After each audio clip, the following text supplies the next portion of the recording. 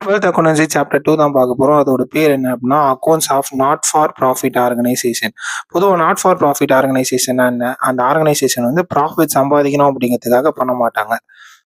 அதுக்கு பதிலா பார்த்தீங்கன்னா, ஆர்ட்டு, கல்ச்சர், எஜுகேஷன், ஸ்போர்ட்ஸு இந்த மாரி ஏதோ ஒரு விஷயத்த ப்ரொமோட் பண்ணதுக்காக தான் இந்த மாரி நாட் ஃபார் ப்ராஃபிட் ஆர்கனைசேஷன்ஸ் இருக்கு.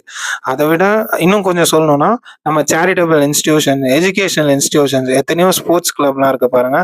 ஸோ அதெல்லாம் கூட இதுல தான் வரும். வழக்கமா ஃபைனல் அக்கவுண்ட்ஸ்னா trading account, profit and loss account, balance sheet prepare பண்ணுவோம்ல. அதே மாரி நாட் ஃபார் ப்ராஃபிட் ஆர்கனைசேஷனுக்கு 3 அக்கவுண்ட் ப்ரிப்பேர் பண்ணுவோம். ஃபர்ஸ்ட் ஒன் என்ன அப்படின்னா, ரிசிப்ட்ஸ் அண்ட் பேமெண்ட் அக்கவுண்ட். 2வது வந்துட்டு income and expenditure account. Finally வழக்கம் போல பேலன்ஸ் ஷீட் வந்து ப்ரிப்பேர் பண்ணுவோம். இதுல ஃபர்ஸ்ட் வந்து ரிசிப்ட் அண்ட் பேமெண்ட் அக்கவுண்ட். அத பத்தி தான் வந்து ஃபர்ஸ்ட் 5 சம்ஸ்ல பார்க்க போறோம்.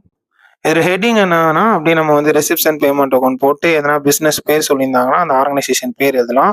டெபிட் சைட பொறுத்தவரைக்கும் எல்லா ரெசிப்ட், அதாவது பெறுதல்கள் என்னெல்லாம் நம்ம பிசினஸ்க்கு வருதோ, அது கேபிட்டல் ரெசிப்ட்டோ, ரெவன்யூ ரெசிப்ட்டோ எது வந்தாலும் அதை நம்ம இந்த ரெசிப்ட் சைட்ல நோட் பண்ணுவோம்.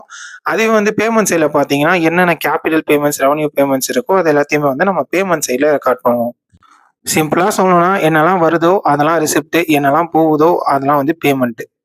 எப்பவுமே ஸ்டார்டிங்ல ஓப்பனிங் கேஷ் பேலன்ஸ் குடுத்திருப்பாங்க. இல்ல பேங்க் பேலன்ஸ் குடுத்திருப்பாங்க. அது 2த்த வந்து நம்ம டெபிட் சைட்ல ரெசிப்ட்ல ஓப்பன் பண்ணுவோம். அதே மாரி ஆன்சர் வந்து பார்த்தீங்கன்னா, நமக்கு கிரெடிட் சைட்ல வரும். எப்போ அப்டின்னா, எப்போ வந்து பேமெண்ட்ட விட ரெசிப்ட்ஸ் அதிகமா இருக்கோ, அப்போ பேமெண்ட் சைட்ல ஆன்சர் வரும். அதுவே வந்து பேமெண்ட்ட விட ரெசிப்ட் அதிகமா இல்லாம, பேமெண்ட் சைடு தான் அதிகமா இருக்கும்போது, நமக்கு ரெசிப்ட் சைட்ல ஆன்சர் எழுதுவோம். அது என்னன்னு எழுதுவோம்னா, பேங்க் ஓவர் டிராஃப்ட்ன்னு எழுதுவோம். அதே மாரி ஸ்டார்ட்டிங்லயே வந்து பேங்க் ஓவர் டிராஃப்ட் குடுத்துட்டாங்கனாலும், அந்த பேங்க் ஓவர் டிராஃப்ட்ட நம்ம வந்து கிரெடிட் சைட்ல போடுவோம். வங்கி மேல்வரை பற்றுன்னு தமிழ்ல சொல்லுவோம்.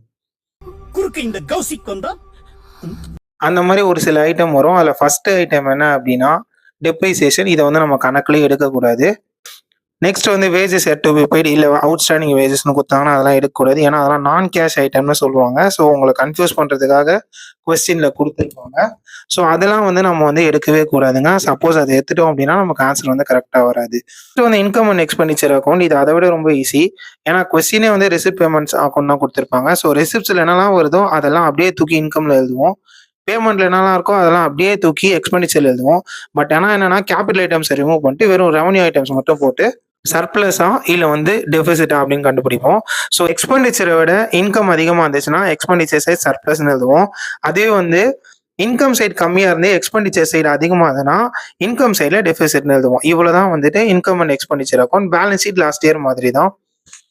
வழக்கம் போல வந்துட்டு இன்கம் அண்ட் எக்ஸ்பெண்டிச்சர்ல என்ன ஆன்சர் வருதோ அதை வந்து பேலன்ஸ் ஷீட் கேரி ஃபார்வர்ட் பண்ணுவோம். அசெட் லைபிலிட்டிஸ் போட்டு 2 பக்கம் டேலி பண்ணுவோம். இவ்வளவுதான் வந்துட்டு பேலன்ஸ் ஷீட்டோட வேலை.